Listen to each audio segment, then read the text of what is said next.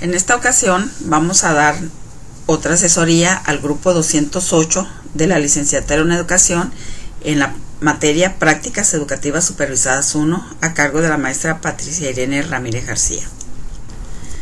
La ficha que se va a analizar en esta ocasión es la ficha número 7, que hace referencia al registro de observación de aula. Esta tarea que tenemos ahorita es una tarea muy importante y de mucho aprendizaje para ustedes en sus prácticas educativas. Vamos a analizar la ficha, los componentes que tiene. Aquí les presento a ustedes todos los apartados que contiene la ficha. Si ven, tiene 17 apartados. Para la asesoría que les estoy queriendo brindar, yo dividí las fichas según las etapas en las que se va a vivir el proceso de esta práctica. En color verde, los que vamos a trabajar previo a observar la clase. En color rojo, los que vamos a observar durante la clase del maestro, y en color azul los que vamos a trabajar posterior a la clase del maestro. De manera más detallada los vamos a revisar en un momento. ¿Cómo vamos a manejar los tiempos de la ficha en el aula? Como les mencioné anteriormente, tenemos los apartados 1, 2, 3, 4, 5 y 10, que estos datos los debes de rescatar antes de que observes la clase del maestro. Para esto marco 3 videos para que no se les haga muy cansado ver un video de casi una hora.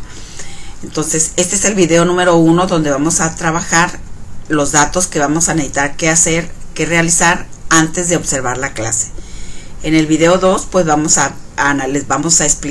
voy a explicar lo que vamos a observar durante la clase del maestro. Y en el video 3 vamos a explicar lo que vamos a trabajar posterior a la clase del maestro. Empezamos con las actividades antes de la clase del maestro. Una recomendación que les dejo aquí por escrito es que para apoyarte en el llenado de esta ficha, pues tomé un ejemplo del nivel preescolar, pues ese fue el nivel en el que yo me desempeñé durante más de 30 años y por lo tanto pues tengo una experiencia amplia para poder hacer una asesoría para con ustedes. Esta referencia es base, ustedes pueden hacer fácilmente aplicarla con los niveles en el que ustedes estén haciendo su práctica. Algo que les voy a pedir muy especialmente es que tenemos que ser muy éticos y profesionales en nuestra formación. No se va a tratar de copiar y pegar los datos que yo les estoy dando como ejemplo en esta ficha que ya se las voy a presentar ya como si lo hubiéramos realizado. Te puedes apoyar en algunas ideas que yo registro ahí para que tú crees las tuyas, para que digas tú, esta idea me gusta, yo lo voy a cambiar con algunos datos de acuerdo a lo que yo observé. Pero lo más importante que tú tienes que hacer en esta práctica es dialogar con el maestro. El maestro que el director te asignó para que tú realices las prácticas con él. Entonces, esa es mi recomendación más importante que yo te hago. Analicemos los datos de esta primera parte, que aquí se los estoy presentando, y empecemos. El número 1, datos de identificación, pues esto no es complicado, son los datos de la escuela y que ya lo han trabajado en las fichas anteriores. En este caso nos vamos en turno y grado, vamos a especificar el grupo en el que estamos haciendo la práctica, en la cantidad de alumnos que el maestro tiene en ese grupo. En este caso la maestra tiene 10 hombres y 12 mujeres, la clave del centro de trabajo y la zona escolar. Anotan el nombre del maestro, el grado máximo de estudios, hay que preguntarle al maestro, y la antigüedad en el servicio, cuántos años tiene laborando el maestro para la secretaría. Aquí vamos a revisar 2 puntos, el 2 y el 3. El número 2 hace referencia al horario de la jornada escolar, o sea, cuál es el horario que tiene la escuela en la que ustedes están haciendo la práctica.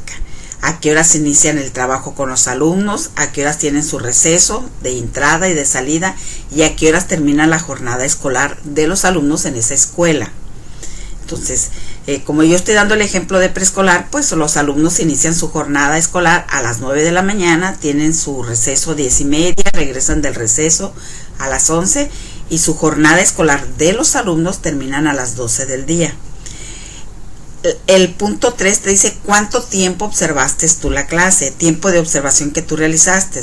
En el caso de que es preescolar y primaria, pues hay un horario completo porque tienen un solo maestro. Entonces vamos a poner, por ejemplo, preescolar inician a las 9 y terminan a las 12.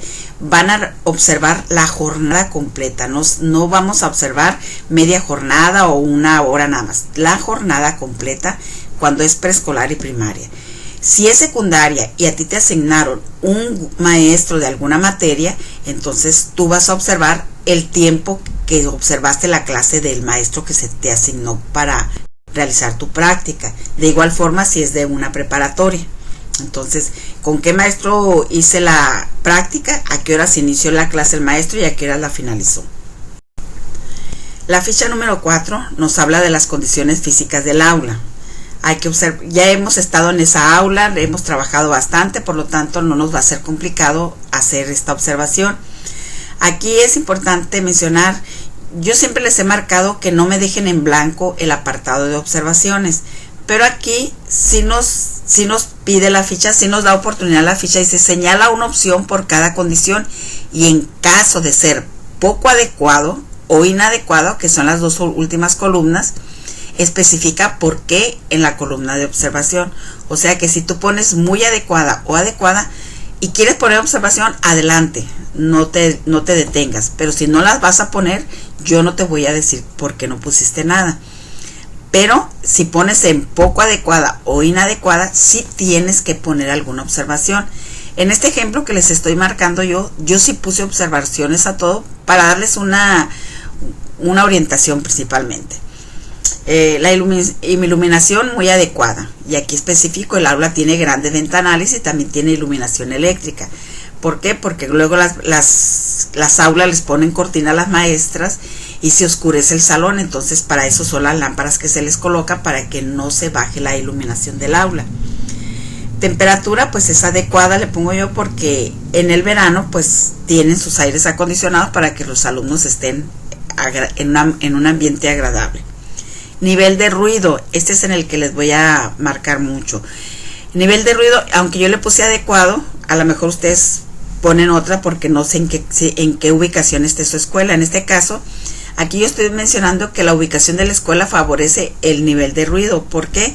Porque la escuela en la que estamos haciendo referencia, el ejemplo que se tomó, es una escuela que está muy hacia adentro de la comunidad. Y como es una comunidad que tiene solares muy grandes, entonces hay mucho espacio de distancia entre la escuela y las casas habitación. Por lo tanto, no se escucha el ruido de las casas ni nada, ni la escuela le molesta a las casas. Entonces tenemos un ambiente adecuado para los niños. De igual los espacios. Recuerdan ustedes que en la ficha número 4 se les preguntó el tamaño de las aulas, que les dije yo, no pongan medidas, pongan chicas, medianas o grandes. En este caso, el aula que está donde se encuentra la maestra es un aula pequeña.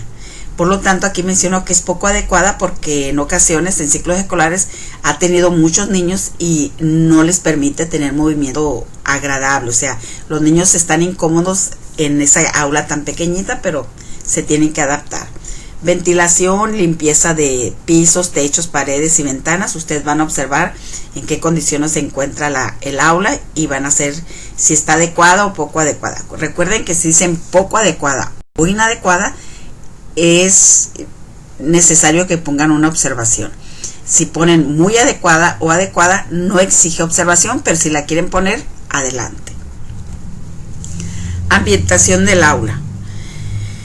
Aquí menciona que elijas un sí o un no según lo que tú observes, y si quieres agregar más detalles, pues que los escribas.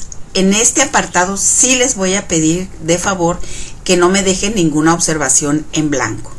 ¿Por qué? Porque puedes decir que sí, pero pues dice uno, bueno, pues sí, quién sabe qué miraría. Entonces es importante para la persona que lee tu ficha, y sobre todo que tú sepas expresarte, comentar, tener datos que te sirvan para un posterior trabajo. Aquí habla acerca de las paredes, contienen mensajes de motivación o formación para el alumnado. En este caso pongo un ejemplo donde la maestra usa un pizarrón de información en la puerta a los padres de familia, y ahí lo aprovecha para todo tipo de mensajes que quiera mandar, mensajes de motivación, de felicitación, de encargo de algunas tareas. El caso es que ella lo ve muy productivo y se me hizo un ejemplo muy sencillo para presentárselos. Reglamento de aula o acuerdo de convivencia. En la ficha 4 también se les preguntaron si la escuela tenía un reglamento escolar. De igual forma, las aulas tienen sus reglamentos de aula y acuerdos de convivencia. En este caso, en preescolar se manejan acuerdos de convivencia. Y aquí lo que se comenta en este lugar, en la observación, es que esos acuerdos de convivencia se hacen en conjunto con los alumnos y se mantienen a la vista de los alumnos y los padres de familia. ¿Por qué? Porque a los niños les permite tener un ambiente alfabetizado y estar recordando constantemente la forma y los acuerdos que ellos llevaron, que ellos eligieron para tener un buen ambiente en el aula. Cuenta con material didáctico accesible, estimulante y acorde al nivel de desarrollo del alumnado. Pues en este caso preescolar tiene mucho material didáctico. Entonces aquí los estoy especificando. Está organizado por varios espacios con diversos materiales acorde a los campos formativos, porque en ese momento se trabajaba por campos formativos. Ustedes van a comentar lo que observan en el aula. Esto es donde ustedes van a observar el aula, cómo la tiene ambientada el maestro o la maestra. Los materiales están disponibles al alcance del alumnado para su uso. Preescolar, pues ahí sí se caracteriza, tiene que estar al alcance de los niños, como usan mucho material, para que ellos puedan disponer de ellos de manera libre. Las paredes del aula tienen material que apoya específicamente la discapacidad de algún alumno. Aquí es donde ustedes van a tener mucho cuidado.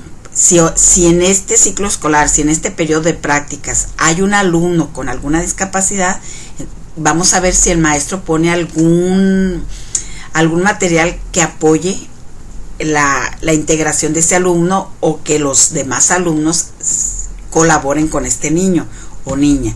Entonces, si no hay, entonces van a poner que no, y van a decir en observaciones que en este ciclo escolar no hubo ningún niño con alguna discapacidad. ¿Existe biblioteca de aula? Pues lo van a comentar si la hay y cómo está. Aquí en este caso le pongo yo que hay gran variedad de bibliografía. Continuamos con la planeación didáctica. Es el punto número 10. Aunque sea el punto número 10, ustedes tienen que pedirle a la maestra que por favor, o maestro, si les explica cómo es su planeación didáctica, que les comparta su planeación, porque ustedes quieren aprender acerca de cómo planea ella sus clases. En este caso, a lo mejor los indicadores que están aquí no están muy acordes, pero esto es una manera de indagar cómo el maestro desarrolla su práctica. Y aquí nos maneja 5 indicadores. Dice, el docente cuenta con una planeación por escrito. Ahora los maestros de nueva generación usan mucho las planeaciones digitales, pero el director muchas veces le dice, yo también la quiero, aunque la tengas digital, la quiero impresa. Si el maestro no la tiene impresa, ustedes solamente van a decir no, o sea, no, pero en observaciones pueden mencionar, el maestro la tiene de manera digital, porque así se las autoriza el director. Si la tiene que sí, también la podemos mencionar que sí tiene su planeación, pero también la tiene digital, según lo que el maestro les maneja. Maestro, usted tiene su planeación, o sea, me puede prestar su planeación, y ya el maestro, quiero aprender acerca de cómo usted planea. La secuencia didáctica. Anteriormente se manejaba, y yo pienso que todavía, porque todo tiene que tener un orden en las actividades. Si la secuencia didáctica, ¿qué es una secuencia didáctica? Ya cómo va a llevar las actividades durante la jornada escolar, la jornada de la mañana. Tiene un inicio, un desarrollo y un cierre. ¿Por qué? Porque los maestros siempre manejan, o sea, cómo iniciar su clase, cuál es la actividad más fuerte que decimos nosotros, luego donde ya empieza el niño a desarrollar el aprendizaje que en ese momento queremos desarrollar, y cómo vamos a cerrar la mañana de trabajo. Entonces aquí le vamos a preguntar al maestro, las actividades tienen secuencia de desarrollo, y lo que el maestro te comente, tú lo vas a registrar en observaciones. En este caso aquí comenta que esos son los apartados de una secuencia didáctica e importantes para que también los alumnos ubiquen los tiempos. Por lo regular el maestro siempre, sobre todo en preescolar, siempre dice, esta mañana vamos a empezar a trabajar con esto y aquí porque vamos a hacer estas actividades. Y ya para cerrar la jornada laboral, el maestro dice, ahora sí, vamos a sentarnos y vamos a ver qué es lo que aprendimos este día. Eso sucede en preescolar. Las actividades promueven el aprendizaje, la inclusión y la equidad. Entonces, pregúntenselo también a los maestros para que lo puedan observar posteriormente. O sea, ese aprendizaje que usted tiene, maestro, promueve la inclusión y la equidad. ¿Y qué es lo que les dice el maestro? Eso es lo que ustedes van a registrar. Y ya aquí yo le puse, me explicó que los verbos con los que inicia la actividad denotan la inclusión y equidad. Por ejemplo, promover que todos expongan sus ideas. Eso maneja la inclusión y la equidad.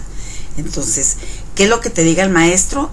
Eso es lo que tú vas a registrar para que durante la clase tú lo puedas observar. Se establecen claramente los tiempos para el desarrollo de la clase. Entonces, aquí es donde ustedes van a observar. Esto se lo van a preguntar primero. Maestro, durante su desarrollo de la clase, ¿en qué momento inicia usted? Se puede observar cómo se inicia, cómo cierra o cómo organiza su mañana de trabajo. Aquí la maestra me dijo, sí, porque describo con verbos como saludar al grupo, que eso me denota como el inicio, identificar lo que saben los niños acerca de y sobre tal actividad, y ya cuando empieza a formar equipos para hacer esto, y por lo regular maneja ella retroalimentar lo que aprendieron durante la mañana. Pero esto es previo, por lo tanto ustedes van a cuestionar al maestro para que él se los explique de manera más detallada. Y la última pregunta donde dice, incluye técnicas e instrumentos de evaluación. Entonces aquí ustedes se lo van a preguntar previo al maestro. Maestro, ¿usted incluye técnicas e instrumentos de evaluación? Y él te va a decir, sí, por esto y por aquello. O sea, ¿qué es lo que estoy haciendo? Sí, porque en su planeación no se observa aquí en la diapositiva, pero el maestro te lo va a explicar con detalle. Entonces, todas estas actividades de la planeación es importante que ustedes las hagan previo a observar la clase, y eso ya les va a dar un referente para cuando observen la clase ya sepan ustedes cómo se va a ir desarrollando.